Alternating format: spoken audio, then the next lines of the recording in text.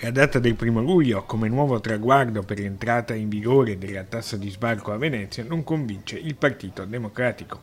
Per bocca del consigliere comunale Emanuele Rosteghin, da Cafarsetti, il partito si lancia all'attacco sulle scelte della giunta Brugnaro in materia di flussi turistici. Ma il 1° luglio si partirà davvero? Questa la risposta disincantata di Rosteghin. È difficile pensare che possa essere definitiva, lo slittamento ulteriore di questa amministrazione al 1 luglio lascia tutti quanti con l'amaro in bocca e sbalorditi. È l'ennesimo rinvio, peraltro dopo le prossime elezioni amministrative.